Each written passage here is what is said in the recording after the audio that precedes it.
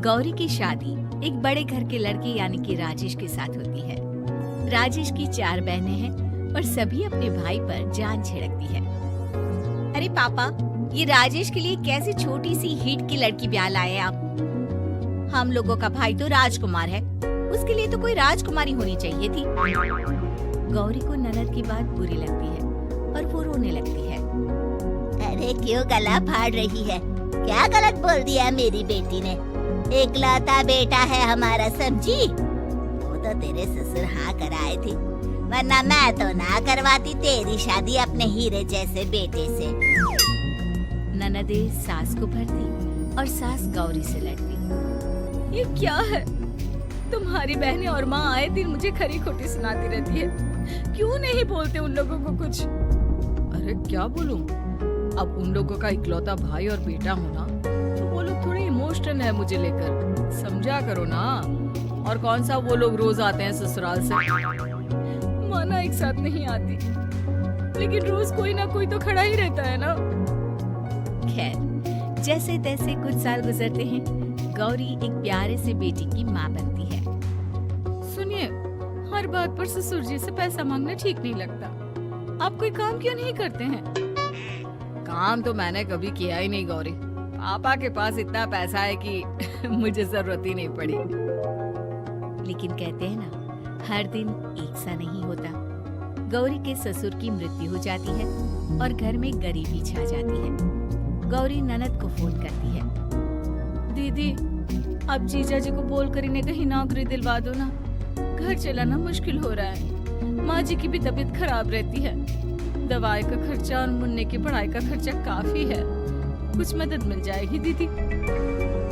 देखो गौरी, तुम तो जानती हो मेरे खुद के 3 बच्चे हैं, तो ये मत सोचना कि बात घुमा कर बोलोगी तो मैं कुछ मदद कर दूंगी।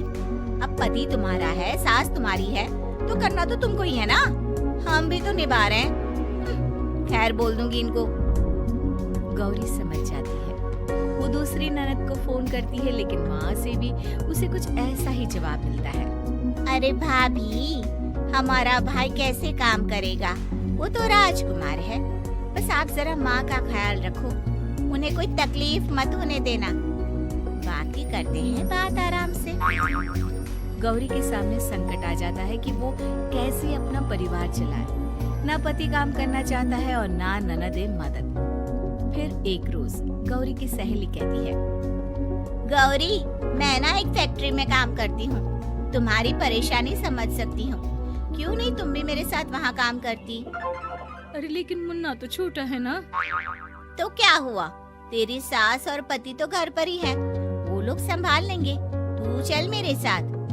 गौरी ने अब काम करना शुरू कर दिया था, लेकिन उसका सपना अपने बेटे को अच्छी शिक्षा देने का था। गौरी अपने भाई से कहती है, भाई, आपके बच्चे जिस स्कूल में पढ़ते हैं उसमें मेरे गौरव का भी एडमिशन हो सकता है क्या? अरे कैसे बात कर रही है गौरी? जितना तू कमाती है उतने में तो तेरा घर भी नहीं चलता। तू कहाँ इतने महंगे स्कूल का सपना देख रही है? लेकिन गौरी भी ठान लेती है कि वो किसी न किसी तरह अपने बच्चे को अच्छे स्कूल में पढ़ाएगी। माँ जी, ये मेरे गहने हैं, मैं बेच रही हूँ। गौरव का कल एडमिशन है। अरे वो तो ठीक है गौरी, लेकिन आगे की फीस कैसे मैनेज करेगी? और ज्यादा मेहनत कर लूंगी माँ। गौरव कुछ बन गया तो हम लोगों के सारे दुख दर्द दूर कर देगा। गौरी, हम लोगों ने तुझे गलत समझा, लेकिन तू ही थी जो ये घर लेकर चल रही है, वरना कब की अलग हो जाती। गौरी सास की ओर मुस्कुराकर देखती है। आप भी तो मेरा साथ दे रही है ना। अरे कभी खाने में अंडा या मुर्गा भी खिला दिया करो, क्या रोज रोज पत्ता खिलाती रहती हो? अरे शर्म तो आती नहीं, सारा दिन बहू काम करके पैसे लाती है, खुद तो कुछ करता नहीं, ऊपर से मुर्गा खाना है इसको। गौरी अपना घर चलाने के लिए तो पर्याप्त पैसे कमा लेती है, लेकिन बेटे के महंगे स्कूल, कोचिंग और उसकी डिमांड पूरी करने के लिए उसे लोगों से पैसे उधार लेने पड़ते। माँ, मुझे जूडो कराटे की ड्रेस चाहिए, मैं घर के कपड़ों में क्लास नहीं अटेंड करूँगा। और क्या, बिल्कुल, घर की भी कोई ड्रेस होती है क्या? मैं कल ही ला दूंगी। बच्चा, तू बस मन लगाकर पढ़ाई किया कर। उसके जाने के बाद कहाँ से लाएगी पैसे ड्रेस के? माँ वो पास वाली चाची से कुछ पैसे उधार लो। अरे सभी से तो उधार ले चुकी है तू। कर्जा इतना चढ़ा लिया है कि पूरा जीवन भी कमाएगी तो उतार नहीं पाएगी। पर माँ जी, गौरव कुछ बन जाए तो मुझे कमाने की क्या जरूरत? फिर तो मैं बस रानी बनकर राज करूंगी।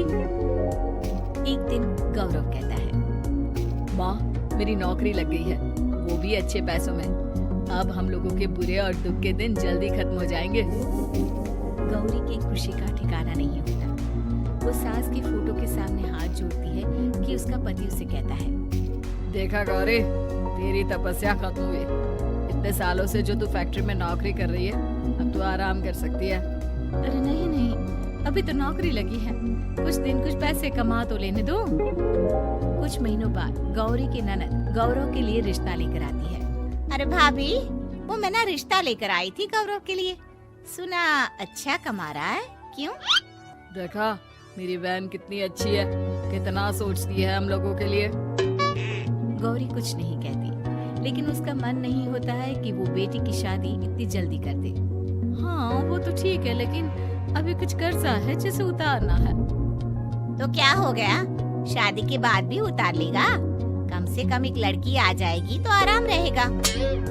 गौरी लोगों के प्रेशर में आकर बेटी की शादी कर देती है और शादी के बाद एक दिन जब अपनी फैक्ट्री में जाती है, मैनेजर साहब कैसे इस फैक्ट्री में 22 साल काम कर लिया पता ही नहीं चला। अब तो बेटा सेटल हो चुका है, नौकरी की जरूरत नहीं है। लेकिन आप सभी का शुक्रिया गौरी बहन, बहुत मेहनत की तुमने जीवन में। अब भगवान कोई मुश्किल ना दे।